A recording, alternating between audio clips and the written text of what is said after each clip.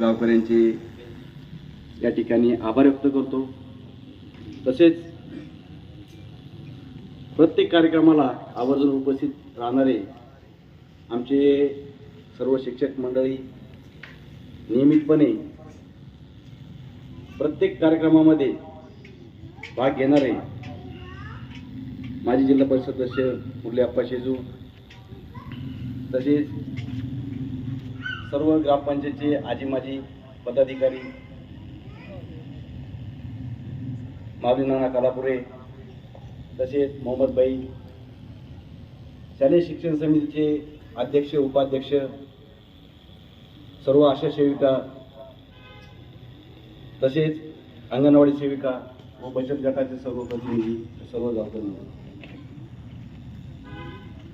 नक्कीच या प्रत्येक कार्यक्रमामध्ये जसे की SIR असो, आरोग्य शिबिर असो व सर्व ग्रामपंचायतच्या नियमित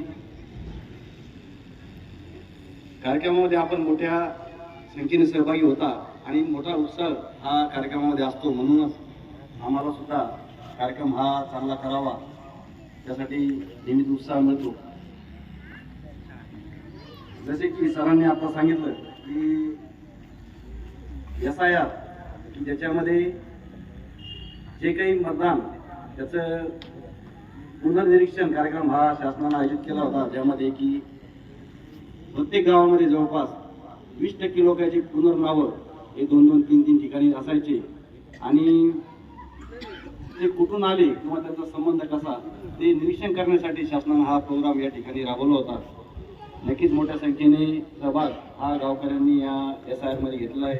तसेच त्यापूर्वी जनगणनेचा कार्यक्रम सुद्धा आपल्या गावामध्ये राबवला होता, त्याचा आता दुसरा टप्पा सुद्धा गावामध्ये पुन्हा या ठिकाणी चालू होणार आहे।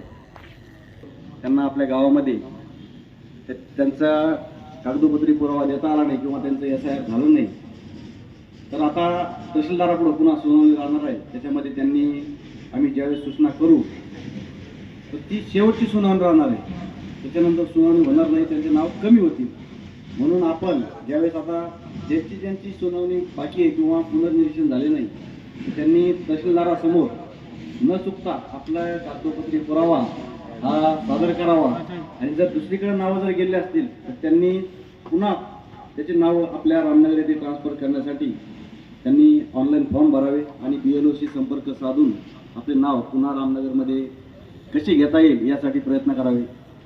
नक्कीच ज्यांचे नावं आता घेणे बाकी आहे किंवा 18 वर्षाच्या वर त्यांचं वय झालं तर त्यांनी 18 तारखेनंतर आपली नावे यादीमध्ये येण्यासाठी कसे घेता येईल यासाठी ऑनलाईन फॉर्म भरून BLOशी संपर्क साधून आपले नावं मोठ्या संख्येने या ठिकाणी नोंदवून घ्यावे याकरिता प्रयत्न करावे। आपल्या गावाने माझं गाव आरोग्य संपन्न गाव या अभियानामध्ये भाग घेतलेला आहे। त्यामध्ये आपल्याला फक्त जे दैनंदिन आपलं काम आहे, स्वच्छता असेल, आठवड्यामध्ये कोरडा दिवस असेल किंवा जे सार्वजनिक लसीकरण हे आपल्या आरोग्य विभागामार्फत राबवलं जातं, त्या लसीकरणामध्ये मोठ्या संख्येने सहभाग घ्यावा।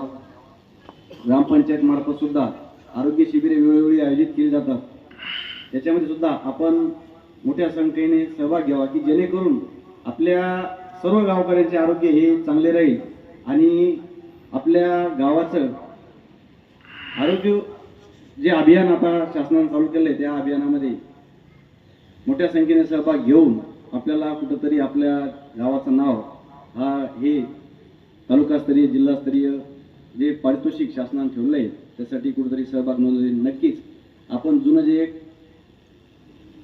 पंचायत राज यांच्या अभियानामध्ये भाग घेतला होता, आपला सुद्धा नंबर त्या अभियानामध्ये एक प्रोत्साहनपर म्हणून लागलेला आहे। यापुढे देखील आपण चांगली कामे ही आपल्या गावामध्ये राबवून त्यासाठी मोठ्या प्रमाणावर प्रयत्न करू। आपल्या गावाच्या आम्हाला जाणीव आहे की आपल्याला पाण्याची मोठ्या प्रमाणात आता अडचण निर्माण होत आहे, परंतु आपली जी नवीन पाईपलाईन आपण या ठिकाणी केली होती तर ती पाईपलाईन थोडी तिला गळती लागलेली असल्यामुळे आता शेतकऱ्यांची ज्यांच्या शेतातून ती पाईपलाईन गेली त्याच्यामुळे आपल्याला काम करणं शक्य नाही, कारण त्यांचं नुकसान त्या ठिकाणी होतं। म्हणून एक सोयाबीन वगैरे निघाल्यानंतर त्या पाणी पुरवठा हा गावकऱ्यासाठी सुरळीत करण्यात येईल. जुनी पाईपलाईन आपली चालू आहे आणि आमचे प्रयत्न असे आहे की नवीनसुद्धा पाईपलाईन या चालू महिन्यामध्येच कशी कार्यान्वित करण्यात येईल आणि पुन्हा पाणी पुरवठा हा सुरळीत करण्यासाठी आमचे प्रयत्न या ठिकाणी चालू आहे. नक्कीच आपण या ठिकाणी मोठ्या प्रमाणामध्ये आमच्या या कार्यक्रमात सहभागी झाले याबद्दल मी आमच्या ग्रामपंचायतीच्या वतीनं सगळ्यांचे या ठिकाणी आभार व्यक्त करतो. आणि आताच आपल्या जी मोठी गल्ली आहे हनुमान मंदिराची गल्ली, त्या गल्लीच्या नालीचं काम जवळपास आपल्या झोपडपट्टीपर्यंत गेलेलं आहे. नक्कीच ते शेवटपर्यंत म्हणजे कॅनॉलपर्यंत घालून त्या ठिकाणी जी आपली घाण तयार होत होती ती घाण सर्व साफ करण्याचं काम हे आपल्या सगळ्यांच्या सहकार्याने लवकरच पूर्ण होईल. नक्कीच आपण यापूर्वी देखील आम्हाला सगळ्या गावकऱ्यांनी मोठ्या प्रमाणावर सहकार्य केलं आणि यापुढे देखील आपण करत राहाल अशी मी आपल्या सर्वांच्या वतीनं या ठिकाणी आभार व्यक्त करतो आणि मी माझे 2 शब्द संपवतो.